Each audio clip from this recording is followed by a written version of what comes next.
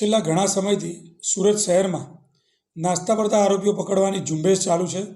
એ ઝુંબેશ દરમિયાન અગાઉ નજરિયા ઉર્ફે કેન્દ્રીય તોમર રહેવાસી છોટાઉદેપુરનો એક આરોપી ક્રાઇમ બ્રાન્ચે અગાઉ પકડેલો હતો, જે 18 ગુનામાં વોન્ટેડ હતો વાહન ચોરીનો। એની પૂછપરછ દરમિયાન એને એક દિનેશ ઉર્ફે હેમતા મસાનિયા, જે સોઠવાનો અલીરાજપુર મધ્યપ્રદેશનો રહેવાસી છે, એની માહિતી અમને આપેલી। એ માહિતીના આધારે ગત તારીખના રોજ અમે નજરિયાને બાતમીના આધારે દિનેશને પકડી પાડેલ છે। જે આરોપી 27 ગુનાનો વોન્ટેડ આરોપી છે, એ વોન્ટેડ આરોપીને પકડી અને આગળની તપાસ ક્રાઇમ દ્વારા શરૂ કરવામાં આવેલી છે।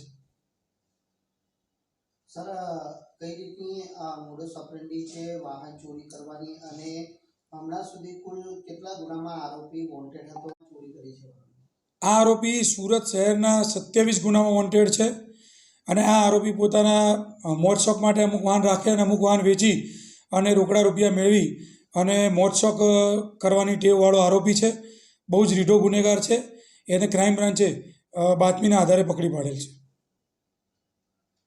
છે। CCTV footage